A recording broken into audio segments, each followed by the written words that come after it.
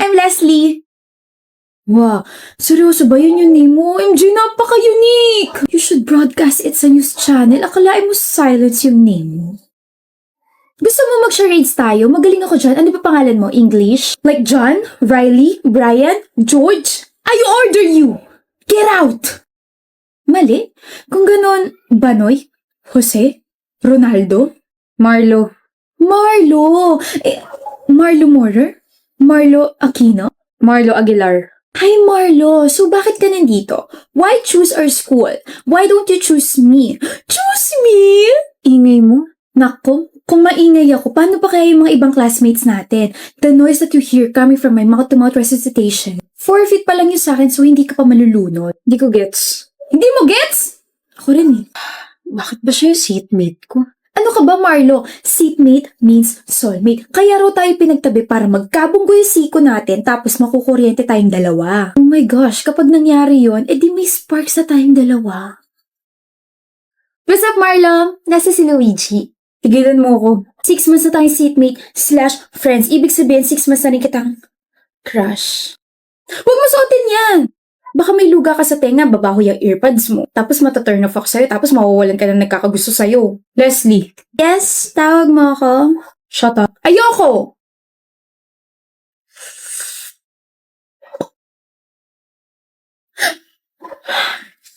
Marla! OMG, Marlo, super effective talaga na ikaw yung ginawa kong inspirasyon. Naka 5/10 ako sa quiz natin, hulog ka talaga ng langit. Pwede ba, Leslie? Pwedeng maging tayo? Di ba tigilan mo na ako? Tigilan as in... Tigilan as in wag nang kulitin, wag nang kausapin at wag nang tignan. Okay. Meron tayo activity today, class, and by pair to. Para hindi magulo, just pair up with your seatmates, okay? Leslie, Oliver, partner tayo. May partner na si Oliver.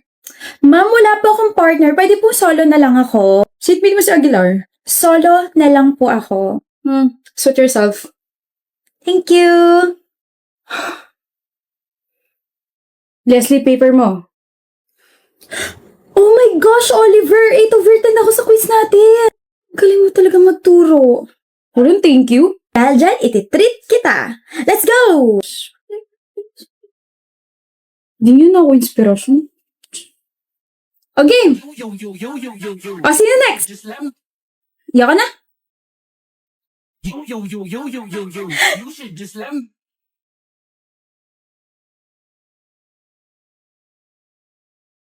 Nangaasar ka ba? Lo, problema mo dyan. Hindi na nga kita kinukulit, kinakausap, tinitignan gaya ng gusto mo, tapos ganyan ka pa sa akin. Magiging ganito na lang ba tayo palagi, ha? Pansinin mo na kasi ako. Akala mo ba hahabulin kita? Ayoko nga, may pride pa naman ako. Kaya nga hinahabol na kita kasi nagsisisi ako. Sorry for acting like a jerk. Dapat kinausap kita ng maayos. So sorry. Ganyan ka ba talaga mag-sorry, ha? Labas sa ilong. I have, sipon. O tapos, hahabulin mo na ako. Marami ako na-realize nung hindi mo ako pinansin na isang buwan. Na mas gusto ko na kinakausap mo ako, kinukulit mo ako, inaasar mo ako, gawin mo na ulit ako inspirasyon, gawin mo na ulit akong crush mo. Na-miss mo ako, no? Miss? Oh, miss na kita. Sali kita sa trend, ha? Huh? Sayaw kung crush mo rin ako! You should just let me freak you. I say yo. Huli ka dang. Shh. We'll work on that. Hindi naman ako nagmamadali eh. Anyway, bati na tayo. Wala nang bawian ah. Bati na tayo ah. Ang nga pala. Ano? Saan ka nalang magpaturo? Mas matalino kay Oliver. Salas ka? Medyo. Hindi ah. Seloso, oh my gosh, seloso ka, Marlo. Don't worry, nagpaturo lang naman ako sa kanya once, pero ikaw, tinuruan mo ako magustuhan ka kahit ang sungit. Oh, corny. Pero, you're welcome. At dahil dyan, kain tayo. Sure, ano ba gusto mo? Ikaw! Psst, ako lang pala, ito na.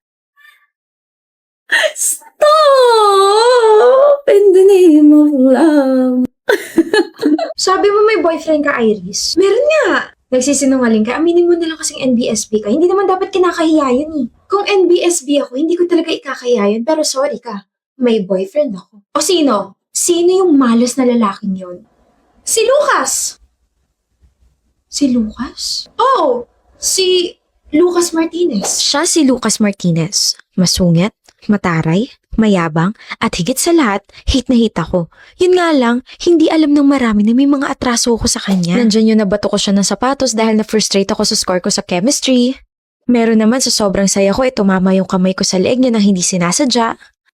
At ang pinakamalala ay natapilok ako, tumama yung kamay ko sa phone niya at nabasag ko yun. Pinatulan ka? Ni Lucas? Nakaka-offend ka. Ako kaya yung pumatol sa kanya. Hinabol niya ako tapos... Sino humabol sa'yo? Lucas! Hinabol mo raw siya. Halika! Usap tayo. Narinig mo lahat? Oo, nasa likod niyo ako eh. Ano ulit yung sinabi mo? Girlfriend kita? Pinatulang kita? Hinabol kita? Sigurado ka ba ako yun? Alam kong marami akong atraso sa'yo pero Sino ka ba? mabuti yan. Hindi mo ako kilala. Kilala na kita. Tinamaan mo ko ng sapatos, tinamaan mo ko sa leeg at binasag mo yung phone ko. Ikaw yun. Correction, natamaan, hindi tinamaan. Nabasag, hindi binasag. Not intentional lahat ng mga yun. Ginawa mo pa rin. Nagawa, hindi ginawa. So ano gusto mo mangyari? Huge favor. Ayoko. Lucas, I promise, I will let you break up with me. Ano? Just pretend to be my boyfriend for months. Bakit naman ako papayag sa gusto mo? Kasi gusto talaga kita. Gusto maging, peace, prosperity, kapit-bisig. Ano makukuha ko dyan sa gusto mo? Name it. Bayaran mo tuition ko. Don't name it. Like, never mind. Ako na lang yung magsasabi, okay? Ang makukuha mo, extra fame and extra sauce. Imagine, papatal ka sa isang nobody. Like, masasabi ng mga tao na, bait naman ni Lucas, pumapatol sa hindi niya ka-level. Mababansagan kang, gwapo na, mabait pa. Aray, grabe yun na. So payag ka na? Do whatever you want. I'm Iris. Alam ko. Alam niya? Fruity. Anong ginagawa mo rito sa classroom namin? Eh di sinusundo ka ng girlfriend mo. Sinusundo kita. Makakanta nga. Anong gagawin ko dyan? Magpapalit tayo ng bag. Okay lang sa akin. Total, masakit naman na yung balikat ko. Dalhin mo ka ako yung bag ko. Marami kayo nakamasid. Wala nga tao rito sa corridor eh. May CCTV. Uwi ka na? Obvious ba? Ano ba yan? Wala ka man lang baka sweet-sweet dyan. Like, ingat. Rar. Take care. Hindi ako mahilig sa matatamis. Ayan. Hatid mo ako. Bakit? May nakamasid pa ba sa atin? Wag na nga, Lucas. Baka nakaka-istorbo pa ako sa'yo eh. Baka, may lakad ka pa. Something like that. Anyway, thank you for today and thank you for the patience. Tandaan mo boyfriend pa rin kita sa Monday. Kaya mo to, Iris. May bag ka namang malaki. Kaya mo to. Ako to. Pwede mo naman kasi akong tawagin. Naiwan mo kasi yung paper bag mo. Okay ka lang ba? Halika, hatid na kita. Hindi na. Sa school lang naman valid yung deal natin eh. I insist. Pares din naman tayo ng way. Okay. Mag-isa ka lang ba sa apartment mo? Bakit mo natanong? Hindi kasama sa deal natin yan Sira, para ka kasing takot na ewan. Di ba mataray, masungit, tsaka mayabang ka? Don't tell me, nafu-fall ka na agad sa akin. Uy, kanina lang naging tayo Bawal ba maging concern? Grabe, Lucas, ang rupok mo pala. Huwag kang ma-fall, bawal yan. Hindi ako nafo-fall. Wala pa nga ako nilalabas na charm eh. You're charmless. Salamat sa paghatid, pwede ka na umalis. Hindi mo pa sinasabi yung totoong rason kung bakit gusto mo yung ganitong setup. You're scared of me tapos may mga atraso ka sa akin, Iris. I'm sure may mas malalim na rason pa kung bakit gusto mong gawin to.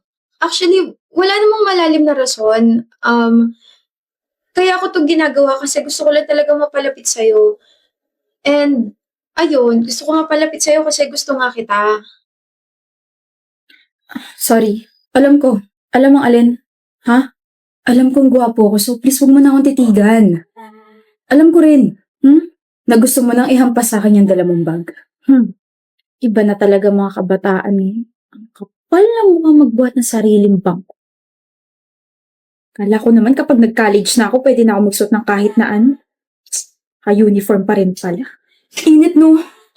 Pero at least we don't have to think kung ano yung pwede natin suotin araw-araw, di ba?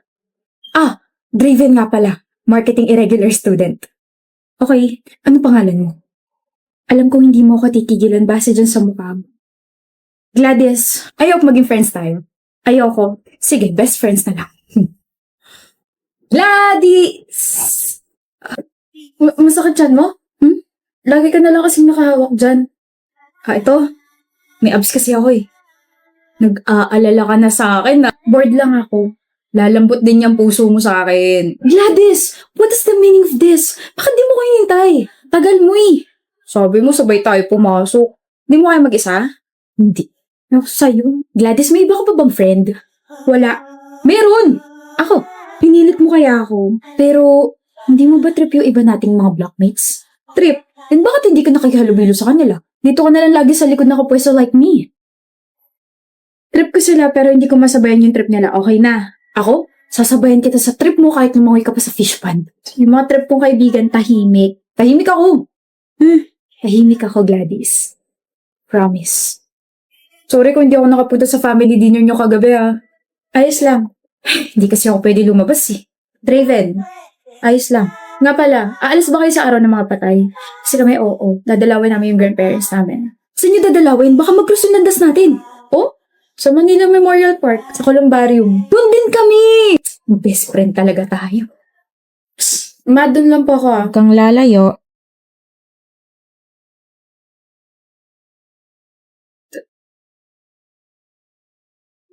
Draven Galvez. You know my brother? Oh? Brother? I'm sorry, I'm just surprised. First time kasi na may ibang tao lumapit sa vault niya. Draven Galvez? Draven Galvez, kilala mo ba siya? He doesn't have any friends, pero based from your reaction, parang kilalang kilala mo siya. Patay na siya. Huli ka na sa balita. Since last year pa, 2 saksak sa tiyan. He was murdered inside the campus. Gladys! Bakit nandito ka sa campus? Araw ng mga patay na. Bakit naka-uniform ka? Bakit? Totoo ba? Totoo bang patay ka na? Sorry, hindi ko sinabi. Naghihintay ako eh. Naghihintay ako na may makita sa akin dito sa campus at madalaw ako ng taong yun sa vault ko. Yun yung huli kong kailangan gawin bago ako payagang makaalis dito sa school. I sometimes wonder bakit laging malungkot yung mga mata mo. Na kahit nangiti ka, natawa ka, hindi yun nawawala. Na parang nangihingi ng tulong. Kaya pala palagi kang nakahawak sa tiyan mo. Kaya pala hindi ka man lang tinitignan ng ibang blockmates ko. Kaya pala parang may pumipigil sa aking hawakan ka. Kaya pala kapag nag-uusap tayo, people were giving me weird stares. Yun pala, patay ka na. Matagal na. Takot ka na ba sa akin? Hindi ako nagsisisi sa Draven. Masaya ako na nakalala kita. Hindi ba pwede dito ka na lang?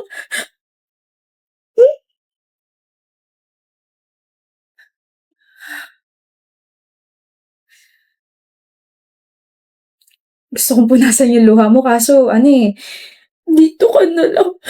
Gladys, hindi na pwede. Thank you. And sorry kung iiwan na kita rito Kailangan ko na magpahinga na tuluyan eh. Bye-bye, Gladys. Salamat sa lahat. And that's it. That's the end of our story.